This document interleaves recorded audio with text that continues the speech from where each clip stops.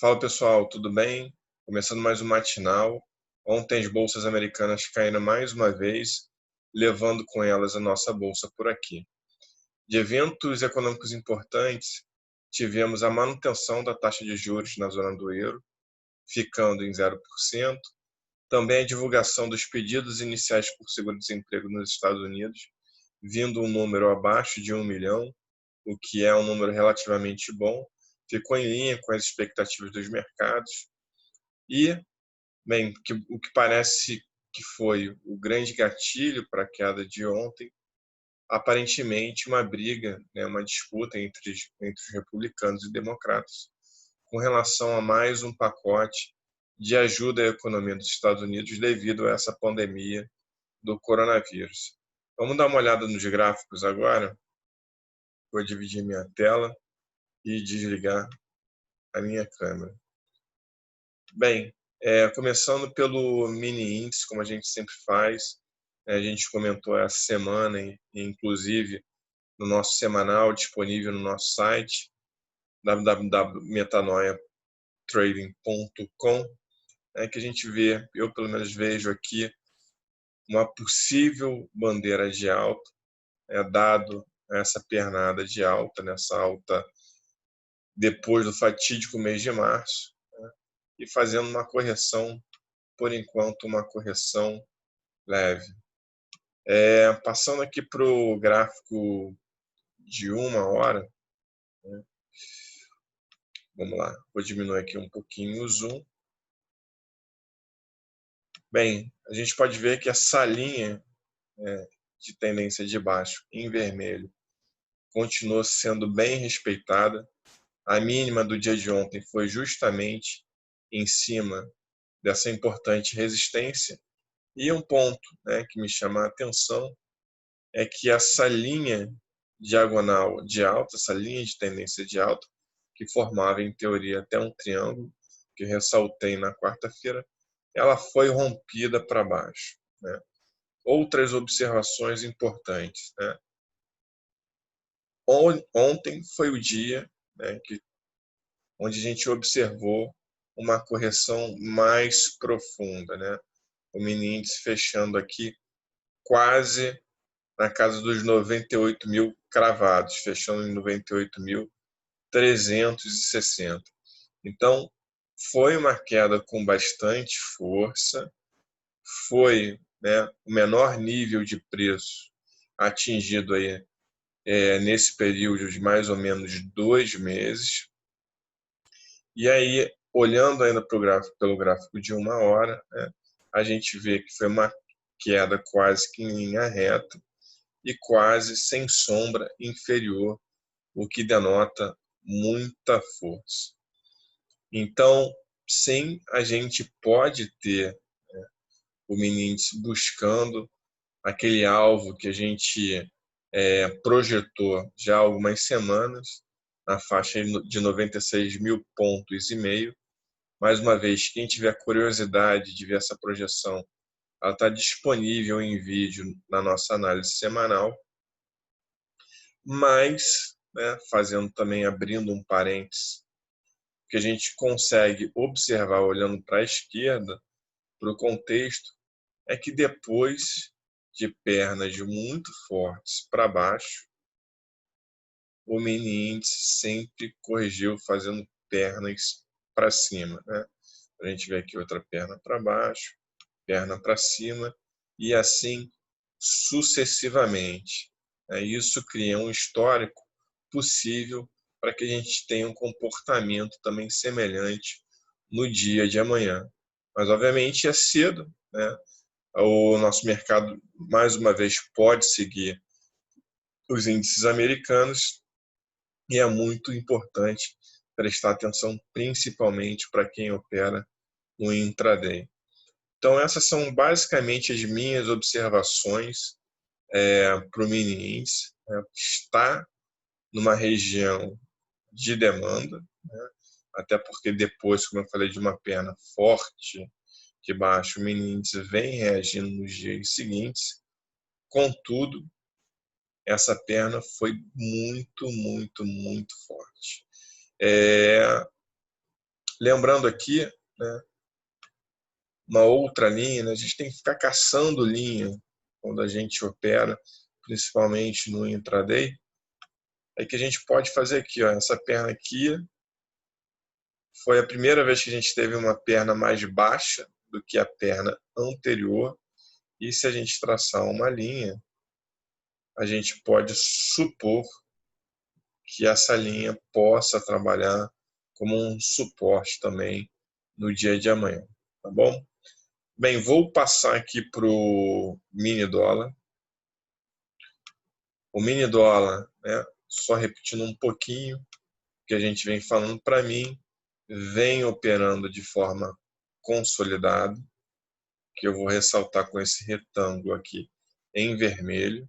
Essa é uma consolidação mais ampla e eu vejo 3 blocos diferentes dentro dessa consolidação, né, que já estão marcados aqui no gráfico e que eu vou remarcar aqui. Esse daqui seria um primeiro bloco, esse outro retângulo um segundo bloco, o bloco do meio, e temos aqui um terceiro bloco, o bloco inferior.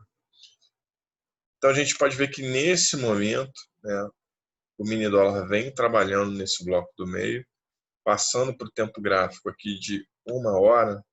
Eu falava dessas linhas traçadas e comentava também na quarta-feira que eu via o mini dólar trabalhando aqui nessa amplitude. Por que eu via isso? Porque isso aqui é uma consolidação menor e a gente sabe que, por teoria, os rompimentos de resistência e suporte têm cerca de 85% de chance de falharem. E falei também, caso fosse rompido, o mini dólar ia ficar trabalhando dentro da consolidação superior ou essa consolidação inferior. Então, nesse sentido, não vejo nenhuma mudança para agora, para o mini dólar. Então, imagino que no dia de hoje, né, nessa sexta-feira, o mini dólar continue operando dentro dessa amplitude. Vou passar aqui para os índices internacionais. Esse daqui é o S&P. A gente comentava do rompimento do S&P, rompimento dessa linha de tendência de alta. E quando eu passei para o gráfico de 1 hora, eu fiz as seguintes observações, né? Que a gente tinha uma perna de baixo aqui, com uma correção relativamente rasa, depois uma segunda perna com uma correção mais profunda e uma terceira perna que eu cheguei a comentar que imaginava que essa terceira perna fosse ter uma correção nessa linha aqui de suporte e resistência, que é o topo histórico do S&P pré-pandemia. Então foi mais ou menos isso que aconteceu, até rompeu, ultrapassou um pouco essa linha de suporte e resistência, fazendo um topo duplo aqui para acelerar a queda no dia de hoje. Então isso me sugere, né, graficamente, uma possibilidade de continuidade de queda. Contudo, é muito importante, né, ver o contexto geral do índice, né? Se eu acho que o nosso mini índice pode estar formando uma bandeira de alta, tanto o S&P como o Nasdaq, que a gente vai ver daqui a pouco, tem uma alta muito mais acentuada do que o nosso mini índice ou índice por aqui. E se eu acho, né, que a tendência primária do mini índice ainda é de alta, do S&P e do Nasdaq nem se fala. A única diferença dessa correção é que quando a gente olha o mini índice, vou botar aqui o mini índice mais uma vez, cadê ele? Aqui, gráfico diário.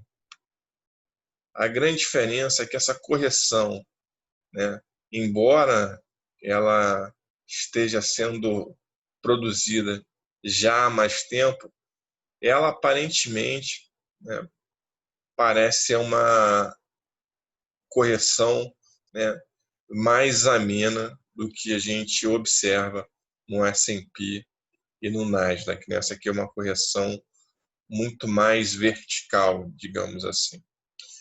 Bem, então, para mim, né, resumidamente, o S&P tem um potencial de continuar caindo. Se a gente traçar um Fibo aqui, a gente observa que existe um espaço, né, teria um potencial de queda, onde a primeira parada seria essa importante linha aqui de suporte e resistência, e alcançando a retração de 50% de Fibo, teria aqui um alvo próximo à casa dos 3.200 pontos. Vou passar aqui para o Nasdaq Futuro. Vamos lá? Beleza. Nasdaq Futuro, na quarta-feira a gente comentava também do rompimento dessa linha de tendência de alta. E eu comentei também, vou passar aqui para o tempo gráfico de 1 hora, que eu via, né, a possibilidade de fazer um pullback nessa linha de tendência de alta para voltar a fazer uma perna de queda, né? Então foi mais ou menos isso que aconteceu no dia de ontem, né? Observações importantes: essa queda ainda não produziu, não rompeu o topo, o fundo anterior. Então é bem importante que esse fundo seja rompido para que a gente tenha uma confirmação da continuidade do movimento. E, abrindo o mesmo parênteses que eu abri no S&P, a gente vê uma alta super, uma alta bem forte do índice Nasdaq. E isso daqui não significa dizer que a gente tem uma mudança de tendência.